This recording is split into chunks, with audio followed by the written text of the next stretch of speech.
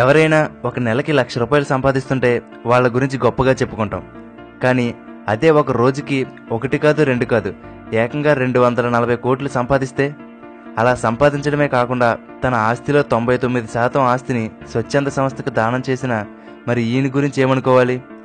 ఆయనే మరెవరో కాదు, మోస్ట్ సక్సెస్ఫుల్ ఇన్వెస్టర్గా పేరు పొంది ప్రపంచ ధనవంతుల్లో 2nd ప్లేస్లో ఉన్న వారన్ బఫెట్. న్యూస్ పేపర్లో కోక్ బాటిల్లో అమ్ముకునే స్థాయి నుండి ప్రపంచంలోనే ధనవంతుడిగా ఎదిగిన ఈయన జీవితం మనందరికీ ఒక విలువైన ఆర్థిక పాఠం. మరి అటువంటి వ్యక్తి జీవిత చరిత్రను, ఆయన చెప్పిన ఆర్థిక సూత్రాలను ఈ వీడియోలో తెలుసుకుందాం.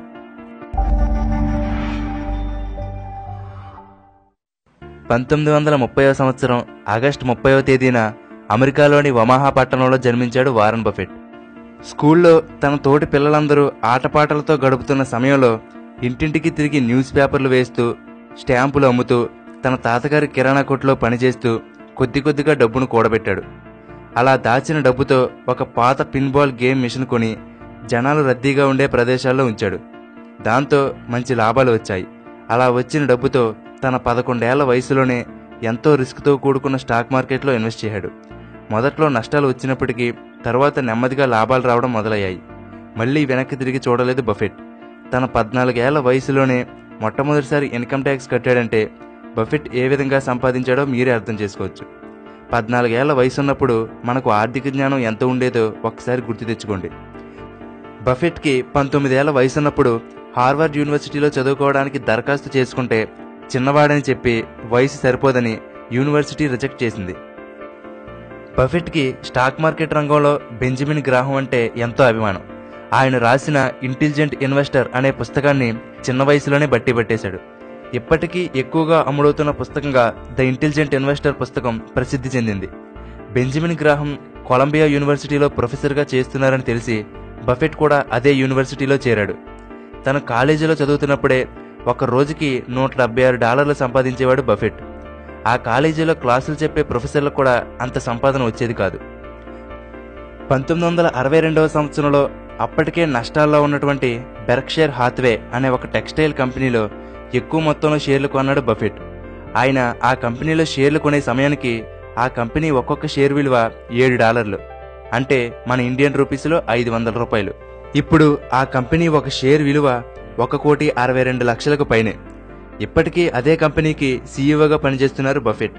ఇదొక్కటే కాదు, Coca Cola, Washington Post, IBM, American Express, Philips, Gillette వంటి ఎన్నో కంపెనీల్లో బఫెట్కి వాటా ఉంది. వారన్ బఫెట్ ఏదైనా కంపెనీలో షేర్ కొన్నాడని తెలిస్తే చాలు అందరూ అదే కంపెనీలో ఇన్వెస్ట్ చేయడం మొదలుపెట్టేవారు. దాంతో ఆ కంపెనీ షేర్ వాల్యూ అమాంతంగా పెరిగిపోయేది. అప్పట్లో నష్టాల్లో ఉన్న ఎన్నో కంపెనీలు వారన్ బఫెట్ని తమ కంపెనీలో ఇన్వెస్ట్ చేయమని బ్రతిమలాడేవంటే బఫెట్ గొప్పతనం ఏంటో అర్థమవుతుంది.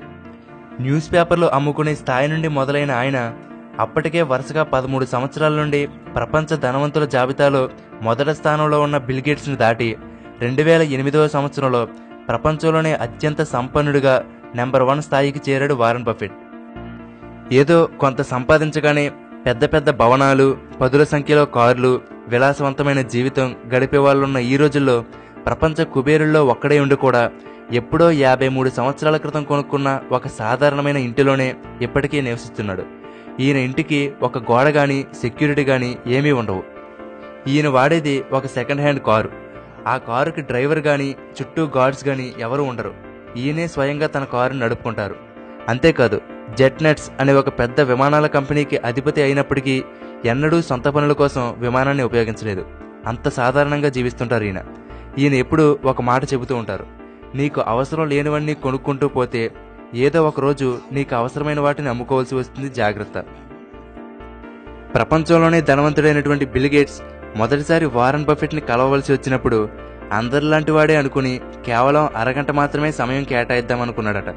కానీ వారన్ బఫెట్ మాట తీరు, మంచితనం, నిరాడంబరత చూసి ఏకంగా 10 గంటల పాటు ఆయనతో గడిపాడట. ఆ మీటింగ్ తర్వాత బిల్ గేట్స్ వారన్ బఫెట్కి అభిమానిగా మారిపోయాడు. ఇప్పటికీ వాళ్ళిద్దరూ చాలా మంచి స్నేహితులుగా ఉంటున్నారు.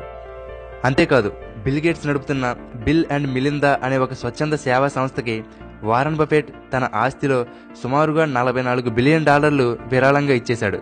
$44 బిలియన్ అంటే ఇండియన్ రూపీస్లో 2,86,000 కోట్లకు పైనే. ఇప్పుడు మీరు చూస్తున్నది వారన్ బఫెట్ గారి ఆదాయం ఏ సంవత్సరంలో ఎంత పెరిగిందో చూపించే చార్ట్.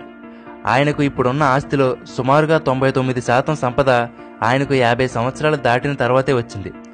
పట్టిందల్లా బంగారం కావడం అదృష్టాన్ని బట్టి ఉంటుంది, కానీ బంగారాన్నే పట్టుకోవడం అనేది నైపుణ్యాన్ని బట్టి ఉంటుంది. వారన్ బఫెట్కి ఆ నైపుణ్యం కావలసినంత ఉంది. ఆ నైపుణ్యం రావడానికి గల ఒకే ఒక కారణం పుస్తకాలను ఎక్కువగా చదవడం. ఈయన రోజులో 80% సమయాన్ని కేవలం పుస్తకాలను చదవడానికే కేటాయిస్తారట. అయితే తాజాగా 2017వ సంవత్సరంలో ఫోర్బ్స్ మ్యాగజైన్ నివేదిక ప్రకారం ప్రపంచంలోనే అత్యంత సంపన్నుల జాబితాలో వారన్ బఫెట్ 2వ స్థానంలో నిలిచారు. ఇప్పుడు ఆయన ఆస్తి 4,90,000 కోట్లు. ఇంత సంపాదించడం ఒక ఎత్తైతే, తాను చనిపోయిన తర్వాత తన ఆస్తిలో 99% స్వచ్ఛంద సేవా సంస్థలకు చెందేలా వీలునామా రాసి మనసున్న కుబేరుడు అనిపించుకున్నాడు వారన్ బఫెట్. అతి సామాన్య స్థాయి నుండి సంపన్నుడిగా ఎదిగిన బఫెట్ ఒక రోజు సంపాదన 37 మిలియన్ అమెరికన్ డాలర్లు, అంటే ఒక రోజుకి 240 కోట్లకు పైనే. అంత సంపాదన ఉండి కూడా ఎంతో నిరాడంబరంగా సామాన్యంగా జీవిస్తున్న ఈయన జీవితం మనందరికీ స్ఫూర్తిదాయకం.